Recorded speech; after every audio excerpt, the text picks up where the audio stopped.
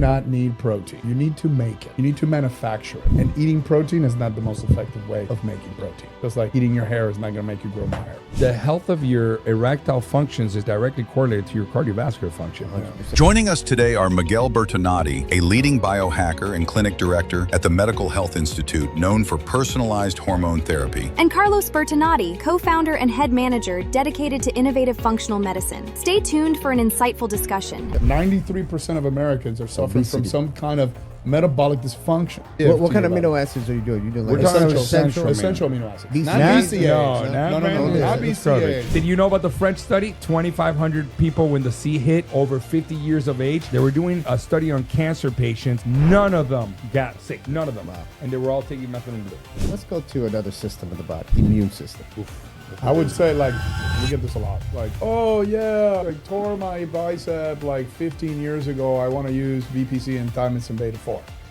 A little too late. It's like, dude, no. Cognitive health, brain health. What peptides do we got? Well, I have to caveat with one thing.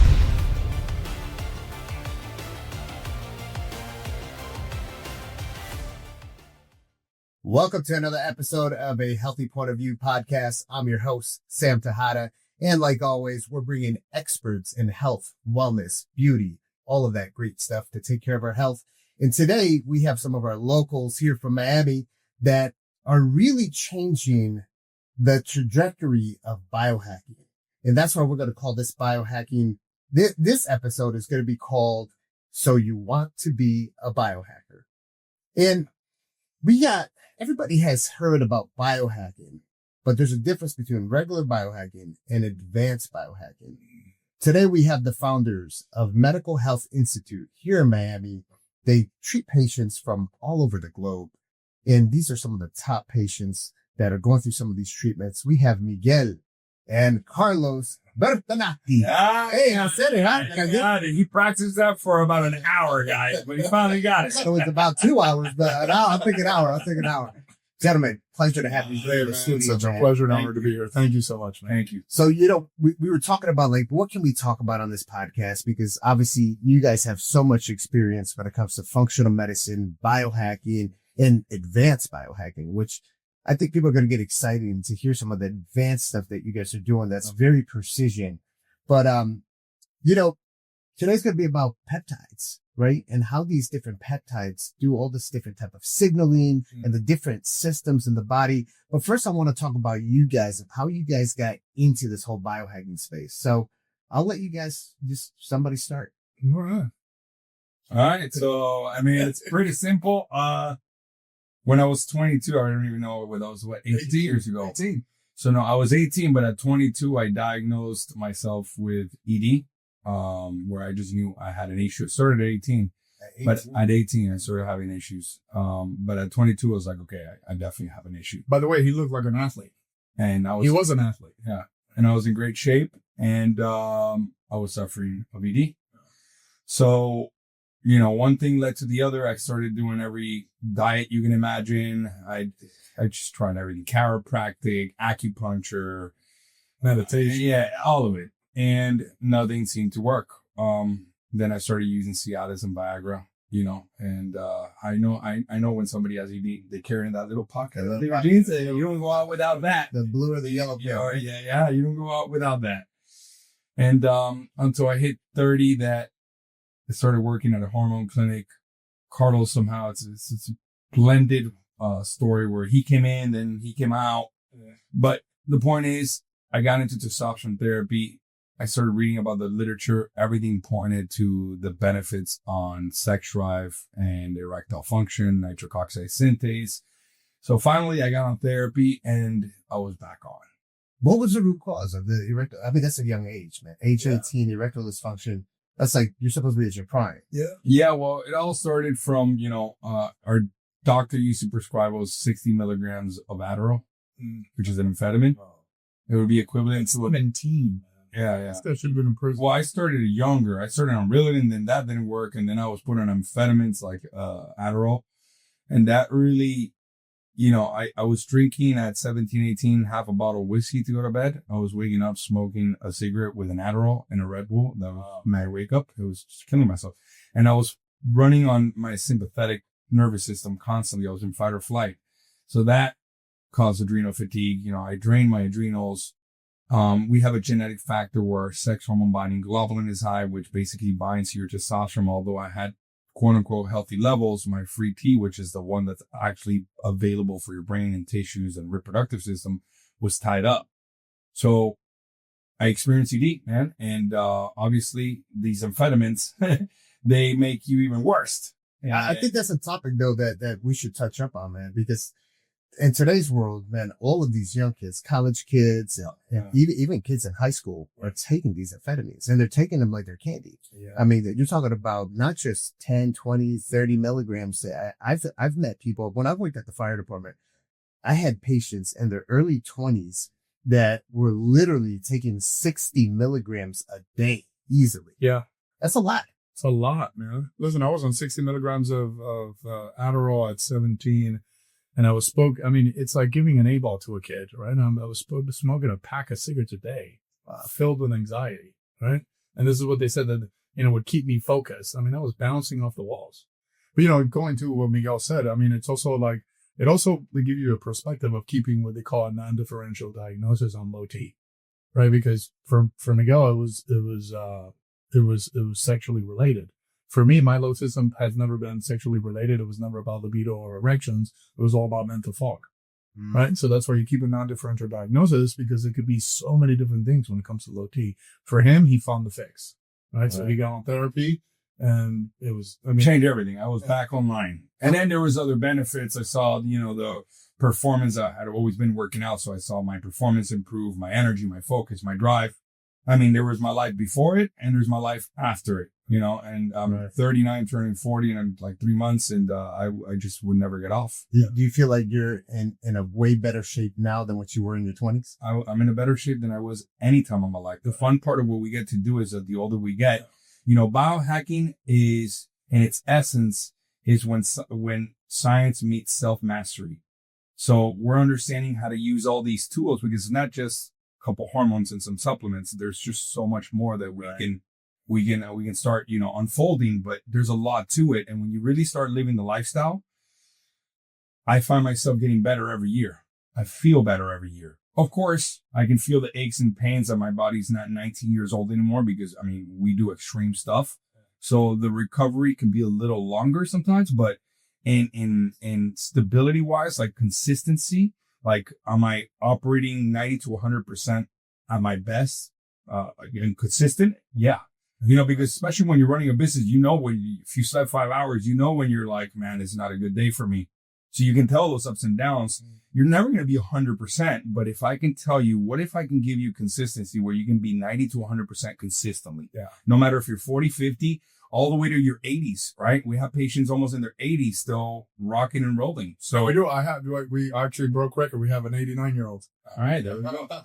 But you know what? Going back to what he said, like, because nobody's going to be 100% of the time. But even those times where you have 5 hours of sleep, you're going to be there, right? Like when you need to show up. But to answer also your question more concisely, I'm 45, right? And we just came back this February. We did 21 days, 9 different mountains in Colorado.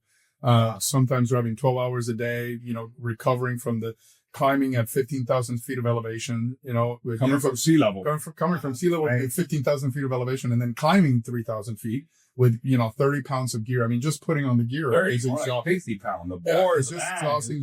Just putting the gear on. Have a little oxygen tanks with you. No, I live on nitric oxide. Nathan Bryan. Nitric oxide product, eating those things. Amino acids, molecular hydrates. So this is where it comes to the cocktail things that what to do, when to do them.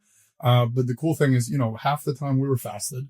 We're doing these really extreme things, jumping out of helicopters for 21 days at these elevations. And it was like, we knew what to do so that we can perform at a super high level and then recover the next day to do it again. Amazing. But back to back. To be more concise about the answer, because look, I'm not on Instagram. I hate, we live in that world today, but you have to do it. But it's like, I was on a ski lift. I was skiing by myself that day. He had some work that he had to do. And I remember I was like, damn, I'm 45. And every year that I come back, my stats get better. I get stronger. I get faster. My connection to the sport gets better. Because, like I said, we run a business and, we're in this world, but I think that the time that we're the most alive, or the time that we're most ourselves, is when we're in that moment of flow, right? Where nothing else matters. I'm in this moment. I mean, you're going 65 miles an hour down a mountain. So you can't be thinking about the past or the future. You got to be thinking about this. G-force is like 2 G-force. Any mistake, you're breaking a leg, man. Or you're surfing 15-foot waves, and 6 feet of depth on a coral reef. Like, you have to pay attention. Like, you have to be all there. And so to be able to do that at my age or our age consistently, which is what we, that's what we work with hard for, to be doing at our age and get better and be more connected to it and derive more pleasure out of it. That's amazing. I think that's a testament to what biohacking really, truly is. No, I love that. Just the other day, man, I'm brushing my teeth, looking at myself in the mirror without a shirt. And I started thinking, because I'm 38, about your age. Yeah. And, I'm thinking to myself, early on when I was in the fire department in my early 20s, 22, 23 years old, I was on the fireman's calendar and I was shredded, right? But I'm not too far off of where I was before. Right. And I used to remember the old timers, guys that were actually around my age now, right? Mm-hmm. That are 30, the late 30s, early 40s, some going into the 50s. They would always tell me, "Oh, you look the way you look like because you're in your 20s. Just wait until you're in your 30s." Right. Yeah. And now I'm like, I'm almost pushing 40. I look good, So that just shows you it's really not being lazy, dedicating yourself to your health, making sure that you're doing the things that you need to maintain your health. And it doesn't matter what age you are. You said you guys have a patient that's like 89. 89. And I'll tell you, I have a patient. I'm really excited because he was realist, man. And dude, that one was scary. I had a patient that was around that age, around 89. And with him, man, we got that guy's libido back. And he straight up told us, he says, "Dude, I got to get off the testosterone." And I said, "Well, why?" He says, "You're my white nuts." No, not even that. He was like, "Listen, I don't really know how to use the computer, but I'm going on the computer to look at porn." Oh, Lord. Like, or 80 something. So he was messing with them psychologically, and we didn't even think about what that can do to a person that age, but it just shows you that it can give them the mojo. For sure. Yeah. And just one point with that, like, I don't want to sound like I'm careful here what to say because some people are going to watch this and just say you were a D. No, but look, dude, I go back and I look at some of my high school buddies and they've aged. Oh, I've seen it. Bad. Like bad. And I know guys that went to high school with that have already had heart attacks and died. All white hair, and they look like they're 50, right? And they're like, and they got a gun. And hey man, you want to go on it? No, I don't do that anymore, right? It's just like so limiting, So it's kind of. Most of them were for a very long time still partying, drinking, staying up late, messing up their circadian rhythms. It catches up to you, right? The way you age in your 20s is very different than in your 40s to 50s, and in your 70s, it changes completely. So you have to understand that aging is not chronological; it's a biological process, right? If you have a 20-year-old that stayed working out, never drank, went to sleep early, didn't live a stressful lifestyle, lived in a farm, ate naturally, fast forward to take 30 years when he's 50 versus somebody who stayed in Miami, partying, smoking, drinking, eating whatever he wants, stressed out, all the EMF that we don't consider the invisible frequencies that are still affecting our mitochondria and electron transport chain, which ultimately is how we process everything. You see them at 50, they look like they're 70, right? So when you see somebody in their age bracket that look older or younger, guess what? They are older or younger because the chronological age is just a number we created to control society. But you're as oldest as your oldest. Sorry, you're as youngest as your oldest organ. So what does that mean? For example, I can have the liver of a 20-year-old, but if I shot a gun all my life, I might have the ear of a 70-year-old, right? Or vice versa. If I drank alcohol, my liver is of a 50-year-old. And then if I'm technically 30, my body is 50 because now that organ has to compensate for everything else because it's an economy of balance. Everything is trying to find balance, right? If your organs would compete for each other, you would die. So it's constantly trying to compensate. So it's about how to adapt to not only as we age, but our environmental toxins. We haven't even spoken about endocrine disrupting chemicals, EMF, obesogens. We're living in a soup of chemicals. So one of the biggest things today, and this is what I like about Liquid Vita, there's ways of detoxing the body. And one of the best ways is through intravenous therapy. So we constantly have to be doing at least quarterly per year, a detox program. we got to get these chemicals out of the body, because it doesn't, unless you live, as my brother says, short of another planet that doesn't have any toxins, you're being exposed, especially if you live in a city. And most people don't think about filtering their water, their shower. They don't think about their toothpaste having fluoride, which has been short. Hold on. I mean, I got my little air. Deodorant, the cologne, the parabens, the water bottle you're drinking out of. We're bombarded by chemicals, and it's becoming aware of these things so we can reduce the burden and let our bodies do what they're supposed to do. Yeah. And, and to the viewer, for sure, because I mean, what he just fired off sounds exhausting. And when we started to look at this, I mean, it is exhausting. Maybe, 100 years ago, we didn't have to deal with this, but I think that the balance of healing is not only giving the body what it needs, but also removing from the body the things that are there that are not supposed to be. Like our cells they weren't engineered to, metabolize and digest plastic, and we're eating about a quarter cart's worth of plastic a week. That's good. So one of the, like a lot of people know us for, hormones and peptides and all this stuff and lifestyle, and that's cool. But one of the foundational, I always tell people when on their intake, I'm like, look, man, the faster that you understand this, but more importantly, the faster that you accept it, the more successful you become and the faster that you'll get there. Right. Number one, you're being exposed to endocrine disrupting chemicals every day that are destroying your endocrine balance every single day, no matter where you live. I don't care where you live. You're being exposed to it. So you need to account for it, because if you don't, then you're going to lose. And the thing is, you can't just get rid of it. You can't get rid of it. We live in toxins. Yeah, we live in it. So you have to learn how to mitigate it, right? You have to just pay attention. You just have to pay attention. Enhance your detox pathways. Yeah, all that. Avoid plastics. But in the last one, because on the flip side of it, it's not just you're being exposed, is we've also lost 80% of the micronutrients in the soils all over the planet. So food is no longer enough how it used to be, right? So a lot of people are like, oh, I want to fix my problems with nutrition.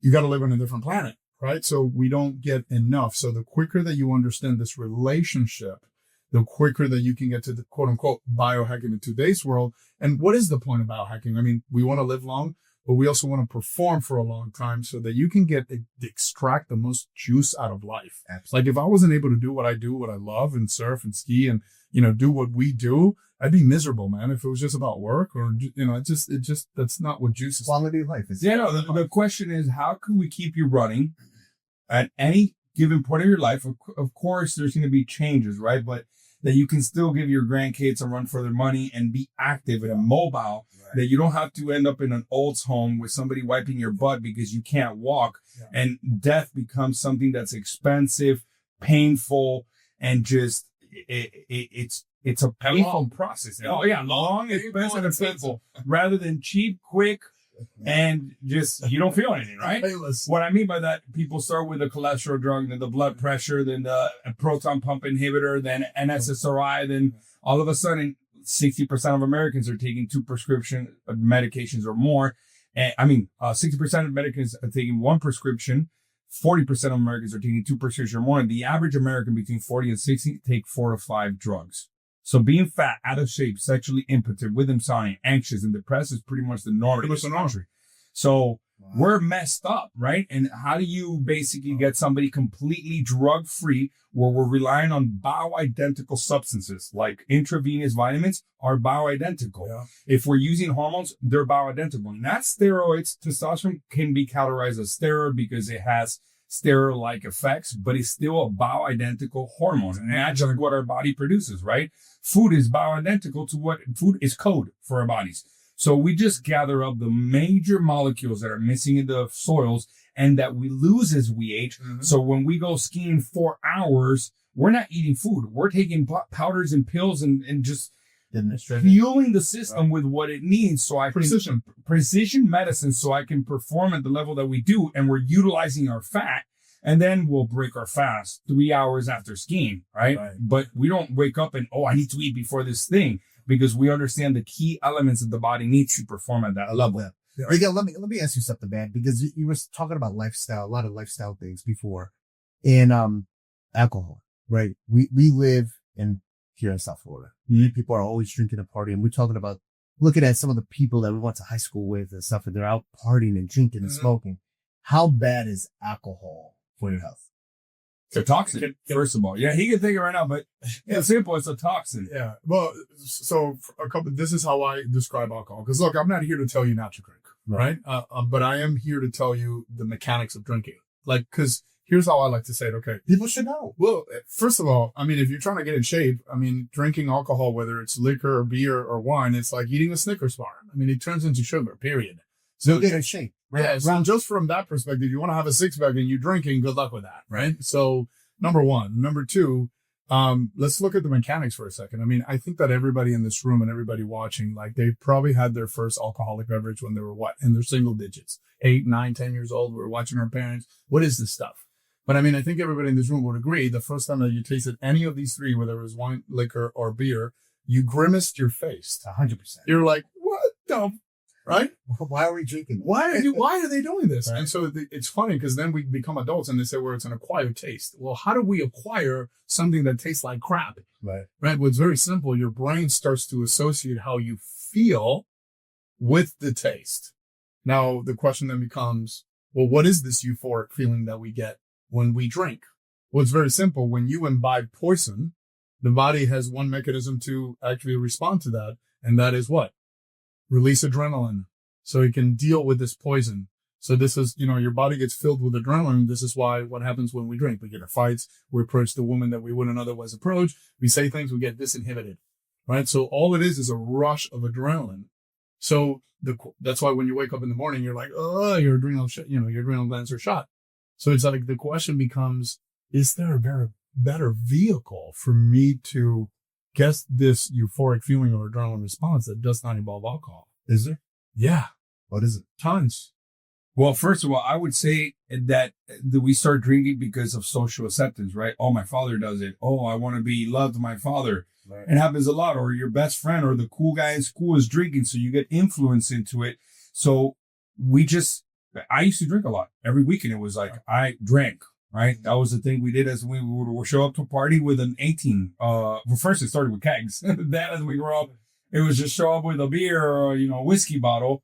But as I got older, I stopped drinking. Well, thanks to him, I stopped drinking completely. And tell me who you're with and I'll tell you who you are.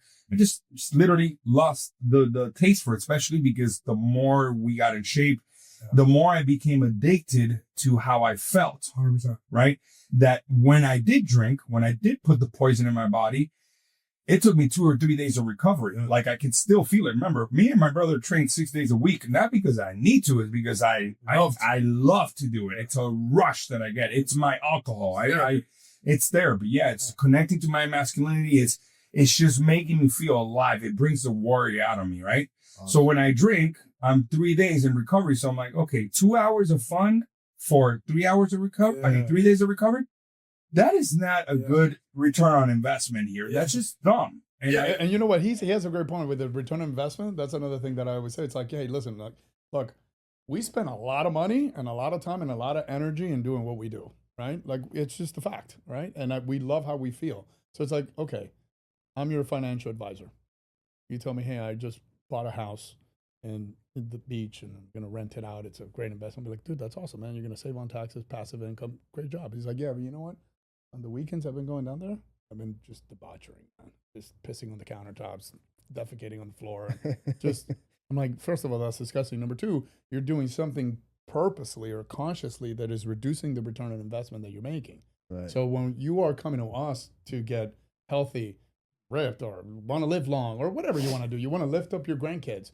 It's like, hey, man, you are look, I'm not here to tell you not to drink, but I'm just telling you, choose it wisely because you're doing something purposely that is diminishing the return on investment that you're making here with me.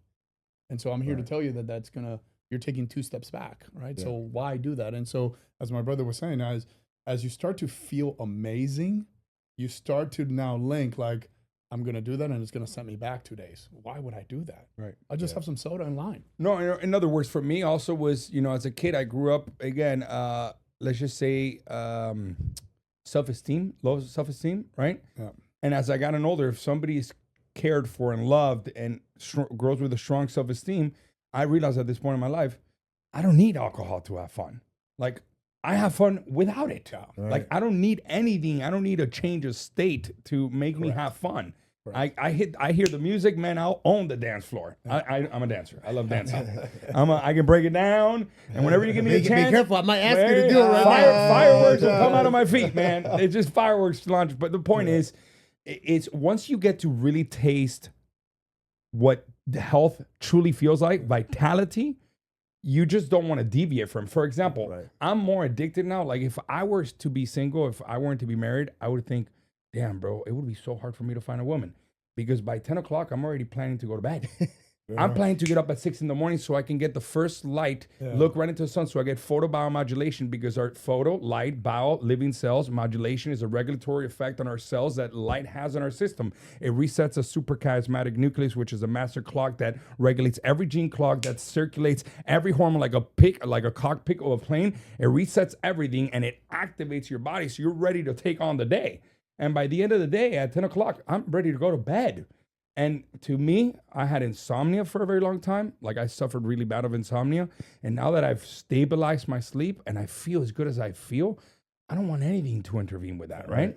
Now, don't get me wrong. You'll see me once in a while. I'll have an old fashioned. Yeah, why not? I just enjoy the taste. I've acquired the taste with the years. I'll Once have in a blue one. moon. Once in a blue Once moon. in a blue Regular moon. smoked old fashioned. Smokes. Yeah, Smoke. smokes. But you know what? I'll say this to whoever's watching because I just want to piggyback over what he said because this saying changed my life. It's not my saying. I actually learned it from Tony Robbins. Nothing tastes as good as being healthy feels. Yeah, nothing. I agree. When you've actually tasted it. Yeah. When you've actually felt it. Yeah. It's a Nothing whole tastes as different good as feeling, being healthy feels. You're so energetic, so powerful. It's just your So mind is clear-minded. sharp. Yeah, Yeah. that's where I was going. And if to, you're right? running a business, man, and you're growing and you want family and you have ambitions the way that we do, I don't need anything to get in the way of that. I need my mind And I tell clear, you, sharp, alcohol and will. consistent. It yeah. will. And it's like the next day, you're just not there. You know? You're It's just actually like, depressed. And I'll tell you, because the adrenaline, when it stops, when it plummets, now you have to rebuild it up. And that's why you feel like crap the next day. So it's like for someone who wants to get like that little edge of like drinking, you said there's other things that they smoke can a do. joint. I mean, well, Just smoke a joint. Take a hit. Cannabis is a way to do it, you know, like if you, because we all need a little bit of an escape, right? And, you know, some people, it depends, man. Like you got, you know, I think that the greatest biohack of all time is know thyself. That's the greatest biohack. Okay. Right? So like know thyself. Like what is it that really juices you? For some people, you might get a kick from prayer or meditation or, you know, going out for a walk or a jog or whatever, or having an engaging conversation. I mean, there's so many different ways to do it. For me, it's almost become like now I love, before it was, and it was funny because I'm, you know, in my 40s, I would still get peer pressure. I would still go to places and be like, you're not drinking?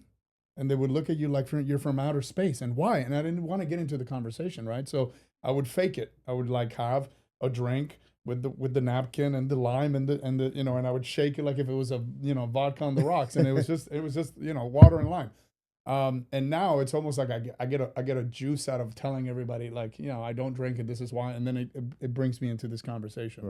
Right. So you have to know and you have to find what does it for you. But just know that this acquired taste BS is just cultural programming, right? Yeah. Nobody enjoys tequila. No. Like, no, it's bullcrap, right? So how do you rewind, right, and unwire yourself and find things that really juice you and propel you forward? I always and tell get juice everybody from that. I always tell everybody, man, if I'm out at the pool, I'd rather have the pina colada without alcohol versus the one with alcohol. It tastes a heck of a lot better. Yeah. You know? But I'll close out with this so we can move away from the toxins. Because I did party. I did take substances in my past. But Me too. I By the way, I loved it. Like I would party and I would take pills. Like just, I would nourish my body from a very long time ago. I would say to anybody out there, if you're not willing to give up your alcohol, then I would definitely recommend you to get an IV the next day to flush your body out. Get it out. Right? A cocktail to get you back to basically flush out those toxins and restabilize and get homeostasis within your system, so it doesn't linger the effect in your body and continuously cause damage. And that's where I would do an IV. Like if for any reason I got drunk like that, I would definitely get an IV. The final point, like, dude, we have what, 30, 40,000 labs under career now, and 10 years of business. Like, you can tell the drinkers, man. Like their labs are just wacky as heck. It's like a Christmas tree. It lights up. It's just terrible. A lot of red. And then, like the mindset is, I'll deal with it later and kick it down the road. Listen, it's going to be really expensive. Like my brother said, when you get sick, it's expensive, it's painful, it's slow, and you put your whole family under stress. Yeah. You know, is it really that? Is it really worth it? Yeah.